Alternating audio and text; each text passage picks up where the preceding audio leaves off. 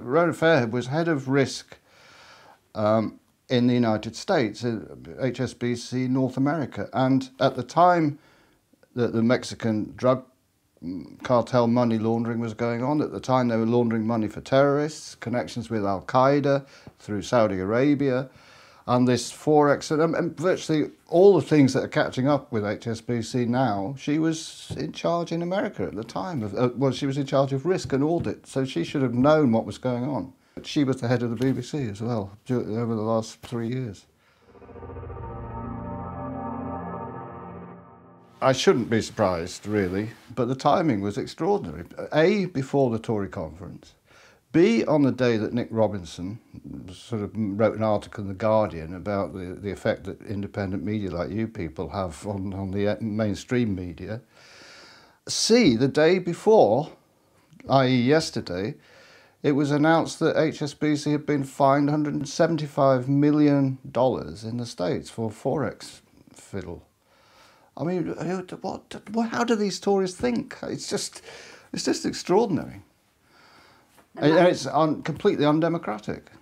I mean, given her involvement with a criminal bank like HSBC and that May has now made her international trade minister, I suspect that May sees that the only way Britain is going to trade after Brexit is criminals, basically. We'll probably start laundering money for drug cartels and terrorists again, because I think that's why she was appointed. I mean, she's a perfect minister because she's got all the contacts and the tax evasion in Switzerland as well. She knows how to avoid tax. So Britain will A, be a tax haven, and B, even though London is the money laundering centre of the world, I mean, it'll be even better when she's the international trade minister.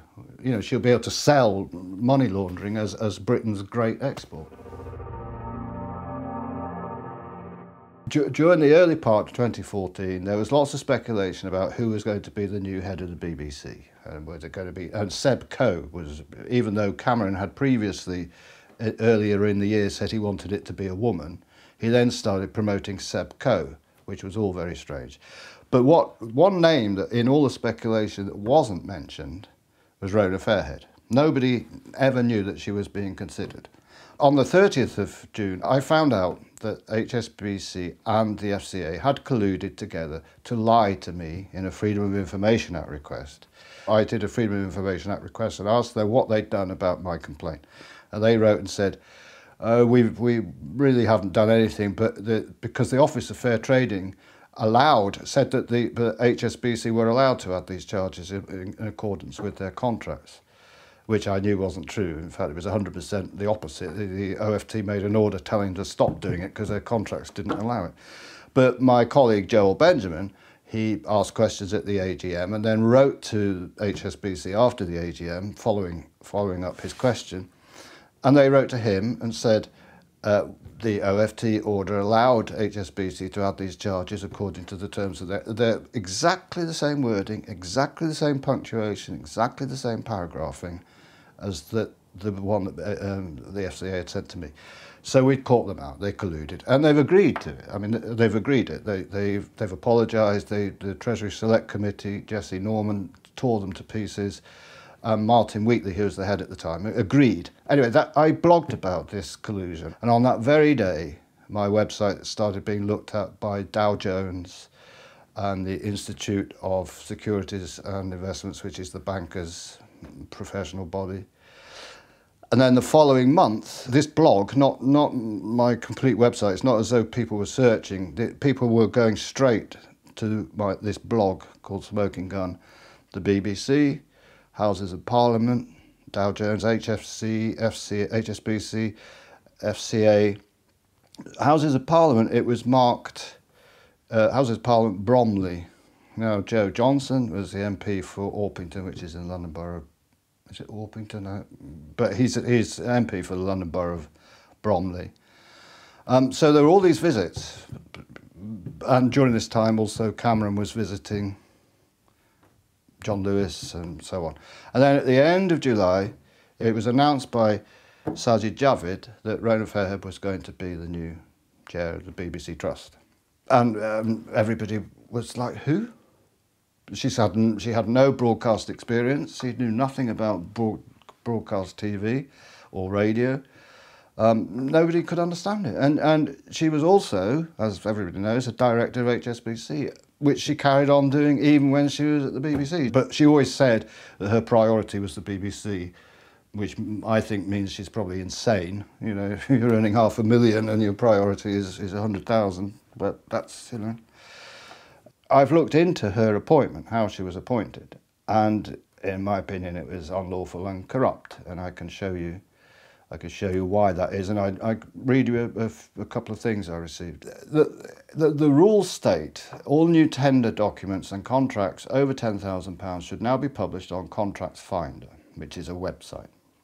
I did a Freedom of Information Act request to the Department of Culture, Media and Sport, basically Sajid Javid's department at that time, and I said, where was it the tenders advertised? So I got the response: on this occasion, 8 suppliers were invited to tender for the work to ensure proportionate competition. This invitation to tender was issued on the 14th of May 2014. Our current policy is that opportunities over £10,000 procured by DCMS will be advertised on Contracts Finder, or executive search requirements may be procured via the CCS Executive Search Dynamic Purchasing System, which is open for new suppliers. I then searched on Contracts Finder to see where the tender documents were, and I wrote back to them and said, well, they're not there. So then they wrote back to me and said, as set out in our previous answer, on this occasion, on the 14th of May 2014, 8 suppliers were approached directly rather than through notices on Contracts Finder or the CCS Executive Search Dynamic Purchasing System, inviting them to tender for the executive search role. Now, that's breaking the rules because they didn't advertise it. Then what happened is that it said the tenders must be submitted no later than 12 p.m. on the 21st of May. The invitation went out on the 14th of May, so that gives 7 days. So they're asking 8 firms to submit tender documents within 7 days. Anyway, Saxton Banfile won the contract, who's one of the partners is the wife of the BBC Director General. The contract is dated the 24th of May. So that's 10 days after it was advertised. Within 10 days, it was all tied up, and the contract's dated 24th of May. 24th of May 2014 was a Saturday on a bank holiday weekend, which is really rather odd. And of course it was for £30,000, so it's the maximum. And the whole point of tendering was to get the work as cheap as you can with a firm that can do it, you know, to a good standard. But it went to a connection with the BBC at the highest price. So it was completely irregular. And then she was there, whilst she was at the BBC, there was no reporting of HSBC crimes. And this is denied to me by BBC journalists, but the fact of the matter is, if you search on the BBC website, there is just nothing there, and they even lie about HSBC stories. Just like this recent fine of 175 million, not reported. Well, I didn't see anything yesterday. Maybe there is something today, but I doubt it. So that was her job, to keep the BBC stum about particularly the fraud that I'm exposing, because it involves, I mean, recently HSBC agreed with the FCA that they would voluntarily repay £4 million, which is a joke because it should be over £100 million.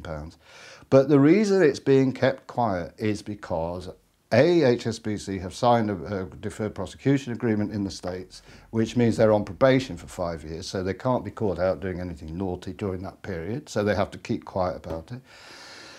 B, all the other scandals involving HSBC are abroad, Switzerland or Mexico or around the world, or Argentina or Brazil. But this is on the British High Street. They were defrauding customers of John Lewis, Dixon's, Curry's, B&Q, PC World, and so a whole tranche of high street stores.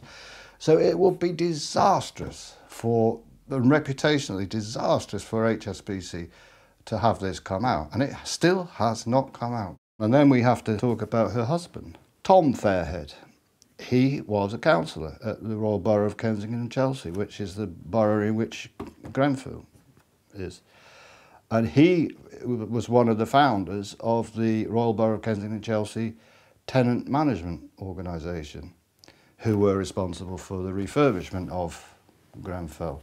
And he also initiated a scheme where rich tenants of Kensington and Chelsea would get a kickback if they paid their council tax in one go. They got £100 kickback. So the council was making these decisions to cut corners, cut costs on the cladding, but at the same time giving tenants, residents, a kickback on their council tax.